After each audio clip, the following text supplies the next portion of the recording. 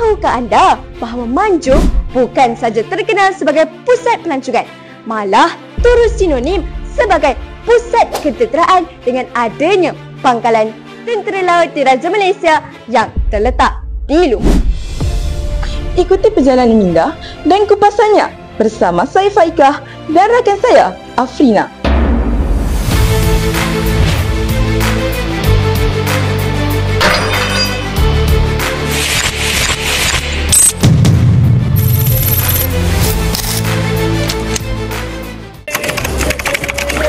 Pagi ini, Afrina dan Faikah akan sertai beberapa operasi menarik bersama anggota TLDM.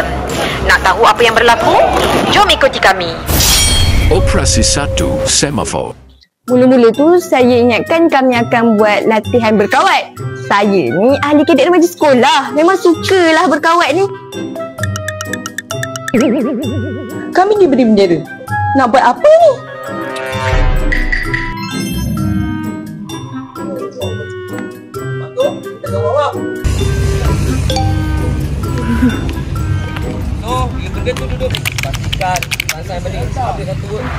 Di lautan luas, komunikasi adalah nyawa.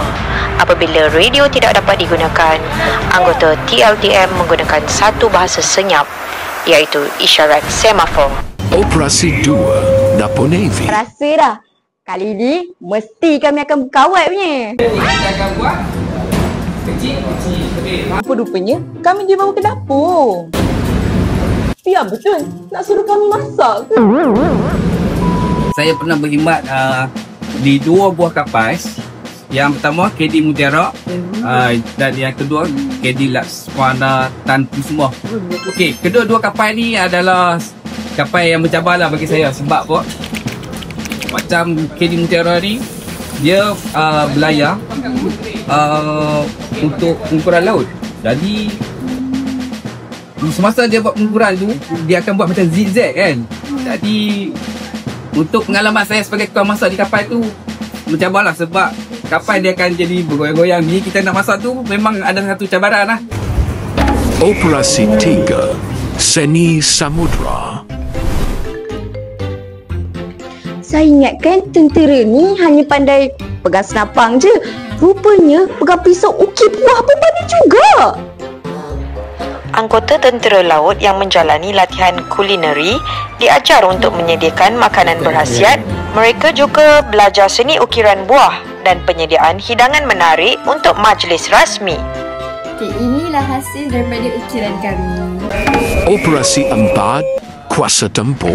Di atas kapal, senjata terbagi kepada 2 jenis, iaitu elektrik dan manual. Senjata elektrik menggunakan tenaga elektrik untuk kawalan tembakan, manakala senjata manual dikendalikan secara mekanikal oleh kru. Kedua-duanya penting dalam operasi kapal.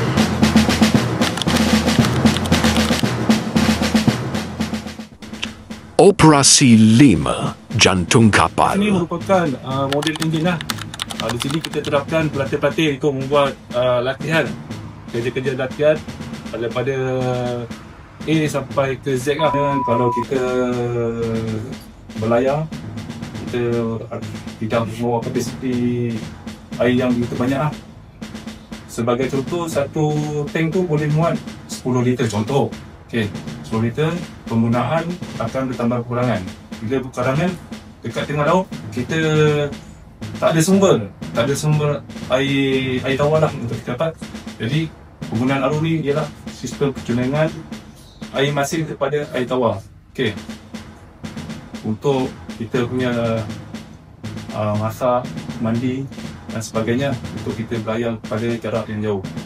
Operasi 5 Nadi Komunikasi. I'm the head of language department KD Tanduk.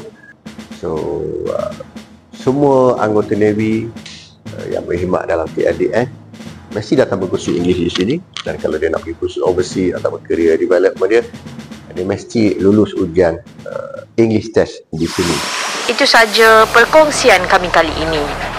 Semoga kisah Wira Samudra ini menjadi inspirasi buat kita semua. Sekian dari kami, kru TV PSS SABK Mia.